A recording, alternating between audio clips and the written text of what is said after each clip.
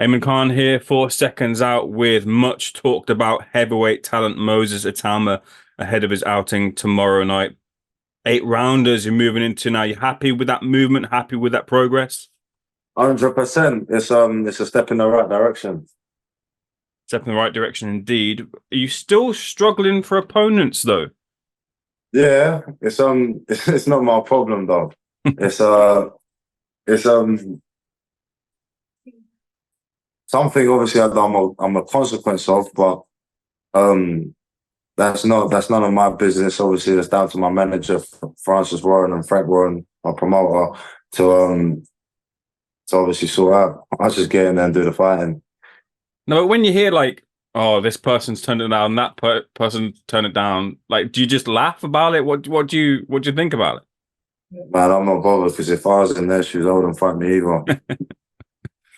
You're someone who's speaking to you after your fights. You're always so critical. You want to learn, you want to improve, you want to see like the micro parts where you got wrong in a fight. But what are you like beforehand in the lead up to the fight? How do you prepare yourself and what do you like target for in your fights? It's a very good question. I don't think I do. I don't know. That's a very good question. I don't even know how to answer it. I don't really think about anything. I just kind of brace myself for the moment. That's about it. 3 early finishes in a row. Are you looking to string those early finishes and keep them strung together? We're in a social media age where those knockouts, those early finishes keep your name in people's mouths. So is that another target for tomorrow? Man, I just want to win. Whether it's a knockout, whether it's points, whether it's anything, I just want to win. Checked your social media bio and your social medias just before this interview. I do it with like a lot of people that I interview, and you've got the verse Isaiah 54:17. No weapon formed against you shall prosper, and every tongue which rises against you in judgment. Apart from like silly comments that everyone gets, powerful indeed. But apart from silly comments that everyone gets when they put yourself forward on a camera in the social media world, you don't really have anyone turning their weapons or their gloves in this case towards you. No one's calling you out. No one's looking for you in that sort of sense, which is what you get when you're at 7-8-0. Why is that? Thing is, obviously, no weapon forged against me shall prosper is obviously a metaphor. So it's anything in the opposition. So obviously, whatever opposition I have in front of me, or whatever the target is or the goal is, I will overcome it. And obviously, knowing that God's by my side, like I can never lose, really. How much and how coming off? Say again? Apologies about the sound of the thingy. No, you're chilling, don't worry. That faith, how important is that to you, and how ingrained is that into you in your daily life outside of just boxing? It's very important. It's very important. I said in my interview the other day, the first thing I get into the ring, I just like, look, I'm like, wow, it's incredible. God done this. Do you get what I mean? Obviously, I always pray before I fight. And as soon as I came out the ring, or as soon as I come out the ring, I pray. I remember in Saudi Arabia, I came out the ring and I got back to my hotel and I was like, wow, I just done that. And I just started praying. I was so grateful, so thankful for the opportunity.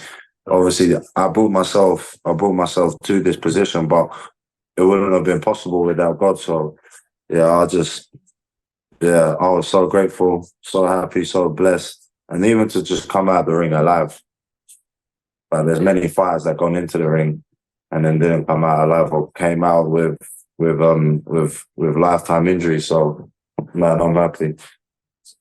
I know you're super laid back, and I consider myself, my friends would say to me that I'm super laid back too, but if I was in the company, in the presence of Mike Tyson, and he was giving me advice and he was saying this to me, I'd be like, I'd be up in the clouds in my head. But you really took that on board. You really weren't fazed by that. You took it like it was another day at the office.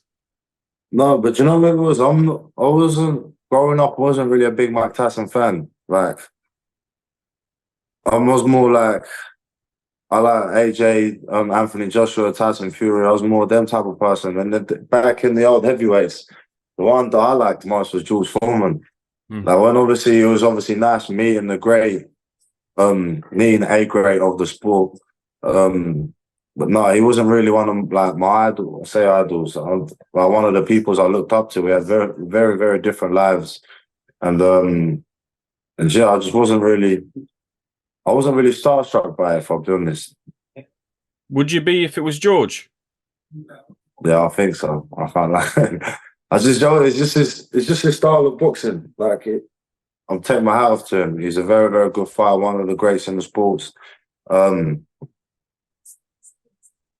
what he's achieved in and out of this, even becoming an actor, doing this podcast, the way he's just failed and come back. And I feel like obviously it would be a lot of fighters today. Um, but like I said, he wasn't really like my cup of tea growing up. You didn't say to him, "No, don't fight Jake Paul. Don't do that." No, I don't know. I don't really know that. I don't know what I think about that fight, to be honest. It's interesting. How come you haven't met? Have you just not had the opportunity to meet George Foreman yet? Nah. Man, I've only been a professional a year. Oh, you've I been can't around be though. People want to speak to you. I can't be achieving everything all at once because then what have I got to look forward to? That's true. Do you think about that? Because things are coming thick and Nah, that fast for just you. sounded good though, innit? It did sound very, very good. And you're getting, like you're saying, you're getting the praises, you're getting the accolades. Tyson Fury put out a social media post as well, responding, saying you're the future of the heavyweight division. When you get those pats on the back, look, I know you keep your feet on the ground, but it just shows the direction you're going. I don't really listen to that. I would love to, but I just feel like if I wake up and I feel like that I'm the man or whatever, then like you've seen it multiple times. People get complacent. People don't want to train. So every day I just wake up and I'm at the bottom of the ladder trying to climb it. Hmm. You had that experience sparring him. You had that time to just pick his brain outside the ring and just learn about things. I heard you on the Box Nation interview saying just talking about balance and talking about like getting that right in life. Do you feel you've started to put that together now to get your balance of life right? 100%. And I've seen a difference in my mental, and I've even seen a difference in my training. It's like when I get to training, it's not like, do you get what I mean? It's like when I'm at training, I actually want to be there. I spoke to Dan Aziz yesterday, and he talked to me about when he went to spar Beterbiev, and he had that moment when he was sparring him, like, whoa, I now realize, like, I see it for myself as to how good this guy is. Was there that moment for you when you were sparring Tyson, and vice versa, when he realized how good you are and they're going to be? Yeah, no disrespect though, but I was like, I got in the ring and I was like, shit. Like, excuse my French, but I was like, I'm actually like, shit, I mean, not too far from these boys.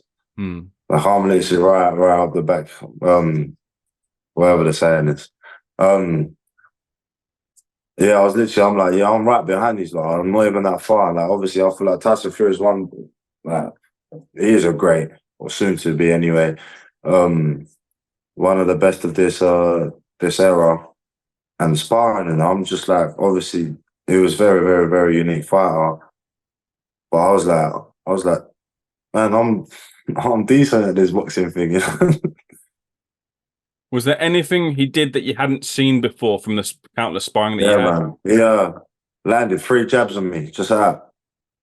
Hmm. That I've never, let alone land 1 jab on me. He just went 3 jabs off the cut, and it was like, 3 jabs, Moses. You can't be getting hit with that. And then another thing, he threw a jab. I've slipped it, like hit this way. It's just backhandy. Was that like he's playing with you kind of thing? Yeah, man. This is you got to have fun in camp. You got to have fun in camp. But don't get me wrong. Obviously, I've got a few stuff in there as well. But no, it's definitely a unique fighter. Very appreciative of the experience. Speaking of the path that you're on, aren't you supposed to be in line for the English title soon? I should be, but obviously that's only down to Solomon Dakers whether I fight or not. Hmm. Happy if it comes, happy if it doesn't? I'm not too bothered. Like I said, I wouldn't fight me if I was in their shoes. So Um, if Solomon wants to fight, he knows where to find me. If not, I'm moving on to the next one. Moses, I know you've probably been asked this quite a bit, but I just want to know how you felt about watching Joshua and Ngannou. A lot of people talking about him being back after that big crash to the floor from Ngannou. Do you feel that Joshua's back to his best? I don't know, because obviously he was fighting an MMA fighter. I'll give my props to him because obviously he done something that Fury couldn't. But Joshua's a bad man. Mm. I He's see as bad. well. I see as well on your shirt, and it's reminded me you signed a deal, Nike deal. That's a sign of someone going some places as well too. Why sign with Nike? What was the reasoning there? Just one of them, like, I just constantly was wearing Nike. And then Francis obviously sorted me out a sponsorship with Nike, and I was like, I didn't believe him at first. And then next thing you know, I'm in the headquarters, and Nike's my sponsor. Indeed, wearing it proud. And my final one is, and we're talking about your social media post. I went to your first post on Instagram and it said, caption was, "A hustler is always going to be a hustler, same as a star will always shine." How is Did I Moses say that? Yeah? Itauma going to shine tomorrow night? Did I say that? Yeah. Yeah. No, Joe, I just want to have fun. I want to have fun tomorrow because the guy's a southpaw. I never really get to fight southpaws. I love southpaws. Mm. And I don't feel like this guy poses a threat. He could. I'm not overlooking him. Don't get me wrong. And I haven't had a fight that's gone to the second round yet for a bit of time now. So I'm gonna go in there and enjoy myself. Looking forward to seeing you in action, Moses. Pleasure's all mine. Thanks for speaking to SecondsOut. We'll catch you Thank very you soon. very much. Thank you.